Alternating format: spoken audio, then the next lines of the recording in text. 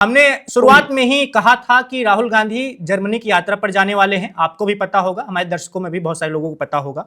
उनकी जर्मनी यात्रा शुरू होगी, शायद 15 दिसंबर के आसपास हो जाने वाले हैं।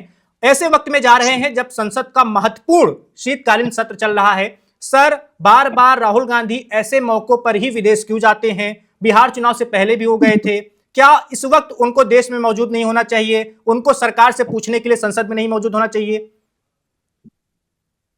देखिए, प्रश्न बड़ा महत्वपूर्ण है। आप जो पूछ रहे हो इसको सभी ने उठाया, सभी इस पे डिस्कशन करते हैं। ऐसा नहीं है कि मोदी जी संसद सत्र छोड़ के नहीं जाते विदेश यात्राओं पे, वो भी जाते हैं, लेकिन विपक्ष के नेता होने के नाते उनको उसका करना चाहिए था। लेकिन विदेश में क्या होता है, जैसे अभी दिसंबर में उनका ईयर एंड हो रहा होता है, तो जहाँ यूनिवर्सिटीज में, कॉलेजेस में कोई प्रोग्राम रखे जाते हैं तो वहां के लिए वो जाते हैं।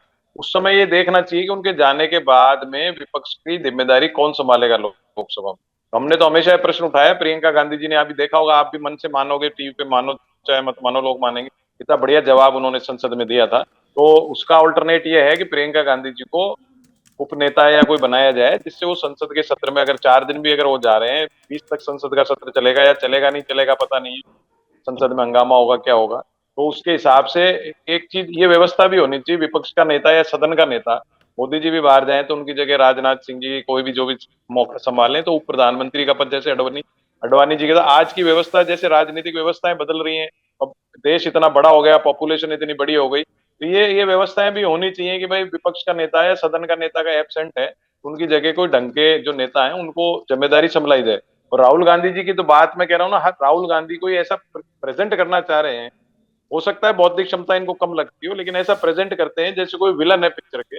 फिल्मीकरण तो हो ही चुका देश की राजनीति का 11 साल में, हर बात में इवेंट मैनेजमेंट कंपनियों की जैसे देश चल रहा है, तो वो हर बात में जैसे कोई प्रेम चोपड़ा, पता नहीं कौन कौन, में तो फिल्में देखता नहीं, आया करते थे विलन, वैसा बनाने का प्रयास किया जाता है। ये मानसिकता ही तो मैं कह रहा हूँ बदलने की बात है।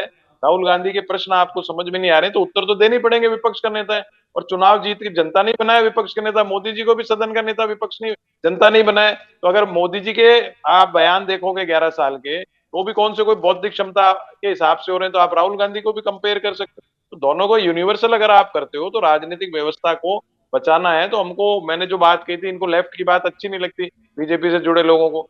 मेरा तो कोई सॉफ्ट कॉर्नर ना आरएसएस से ना लेफ्ट से।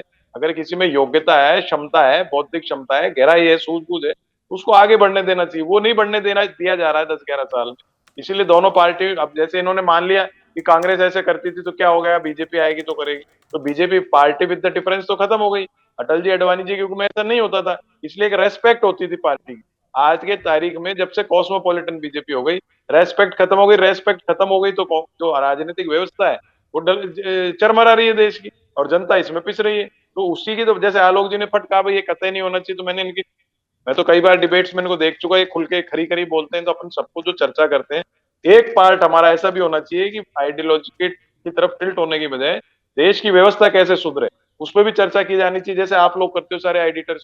तो वो उसमें जो कांग्रेस के, बीजेपी के, दूसरी पार्टियों के प्रवक्ता या पैनलिस्ट आते हैं, उनको 5%, 10% ये भी रखना चाहिए कि हम देश की व्यवस्था कैसे सुधारें। लेकिन आजकल माहौल ऐसा हो गया कि आप डेमोक्रेटिक फोरम तो रही नहीं कोई पार्टी, अगर आप विरोध कर दो तो आप दूसरे दिन बाहर हो जाते हो। वो व्यवस्थाओं को बदलाव तो मीडिया और हम लोग मिलकर ही ला सकते हैं, और लाना चाहिए देश को, अगर बचाना राजनीतिक व्यवस्था। Subscribe to One India and never miss an update. Download the One India app now.